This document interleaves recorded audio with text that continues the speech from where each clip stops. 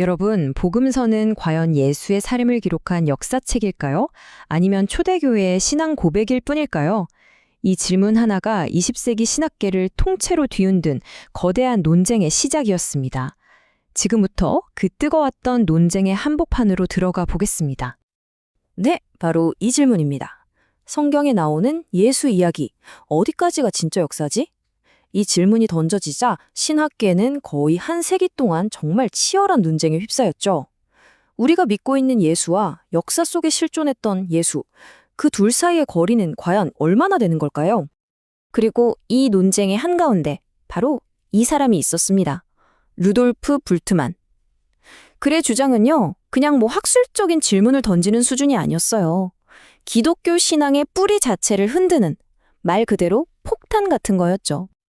근데 말이죠, 이 불트만의 생각이 갑자기 하늘에서 뚝 떨어진 건 아닙니다. 사실 그의 급진적인 주장은 거의 100년 동안이나 쌓여온 성경에 대한 비판적인 질문들의 정점이었다고 볼 수 있습니다. 그 시작은 19세기로 거슬러 올라가는데요. 슈트라우스라는 사람이 처음으로 복음서는 역사가 아니라 신화다 하고 포문을 열었고요.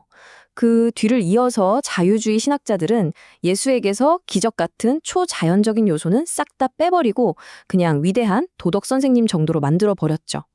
그리고 마침내 20세기 초 브레데가 마가복음은 애초에 역사 기록이 아니야 라고 세기를 박으면서 불트만이 등장할 무대를 완벽하게 깔아준 셈입니다. 자, 그렇게 무대가 깔리자 드디어 불트만이 등판합니다. 그는 이전의 비판들을 싹 모아서 복음서를 아주 과학적으로 해부할 수 있다!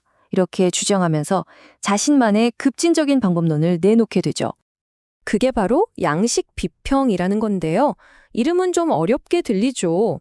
근데 아이디어는 생각보다 간단해요. 복음서에 나오는 하나하나의 이야기들이 역사적 사실 보도가 아니라 초대교회가 그때그때 필요에 따라서 사용했던 일종의 도구였다고 보는 거예요.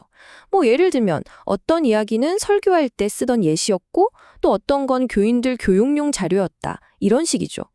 이 방법의 과정은 이렇습니다. 첫째, 복음서 전체를 하나의 큰 그림으로 보지 않아요. 마치 레고 블록처럼 아주 작은 이야기 단위로 다 분해해버립니다. 그리고 둘째, 그 나눠진 블록 하나하나가 어떤 모양인지, 그러니까 이게 비유인지, 기적 이야기인지, 이런 양식을 분석하는 거죠. 그리고 가장 중요한 마지막 단계.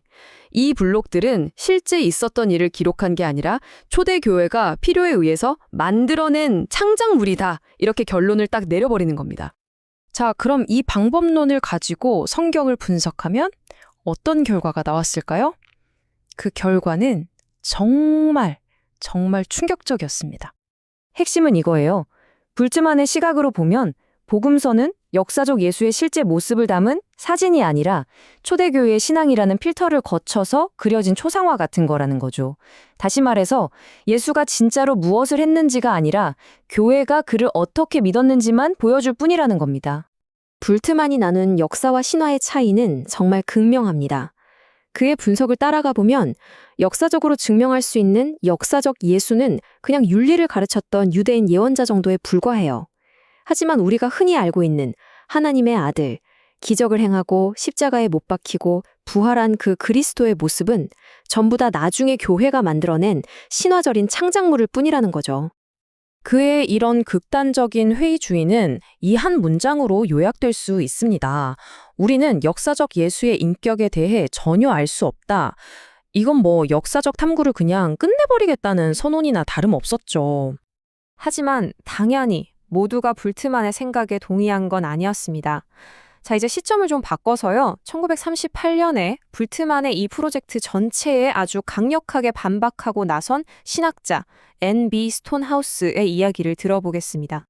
스톤하우스는 불트만의 방법론이 겉보기엔 과학적인 척하지만 사실은 전혀 그렇지 않다고 정면으로 비판했어요. 그는 불트만이 처음부터 초자연적인 건 없어 라는 편견을 깔고 시작한다고 봤습니다. 그리고 뭐가 진실의 알명이고 뭐가 신화의 껍데기인지를 너무 자기 마음대로 나눈다고 지적했죠. 근데 무엇보다도 예수의 삶을 바로 옆에서 지켜봤던 목격자들의 증언을 그냥 통째로 무시해버리는 아주 치명적인 오류를 범하고 있다고 주장했습니다. 스톤하우스가 인용한 이 비유가 그의 비판의 핵심을 아주 잘 보여줍니다. 만약 양식 비평가들이 옳다면 제자들은 부활 직후에 곧바로 승천했음에 틀림없다. 이게 무슨 말이냐면요. 예수가 죽고 부활한 뒤에 그걸 직접 보고 들었던 제자들이 눈 시퍼렇다 뜨고 살아있었는데 어떻게 그들 앞에서 완전히 꾸며낸 이야기가 만들어질 수 있겠냐는 거죠. 불트만의 주장이 맞으려면 제자들이 진실을 증언할 틈도 없이 다 같이 하늘로 올라가 버렸어야 한다는 그런 날카로운 비판인 겁니다. 바로 이 지점에서 불트만의 진짜 생각이 드러나는 거예요. 그에게 신앙이라는 건 2000년 전에 실제로 무슨 일이 있었나? 이걸 믿는 게 아니에요. 그냥 지금 바로 여기서 복음의 메시지를 듣고 그래, 내 삶을 바꾸겠어 라고 결단하는 행위, 그 자체가 신앙이라는 거죠. 그러니까 그에게 역사적인 사실이 있었냐 없었냐는 애초에 중요하지 않았던 겁니다. 그리고 바로 이 지점에서 스톤하우스가 강력하게 반박합니다. 기독교의 본질은 무슨 철학이나 사상이 아니라 실제로 일어났던 사건에 대한 증언이라는 겁니다. 한마디로 역사 없이는 기독교도 없다는 선언이죠. 결국 이 두 사람의 논쟁은 우리 앞에 놓인 두 갈래 길을 보여주는 셈입니다.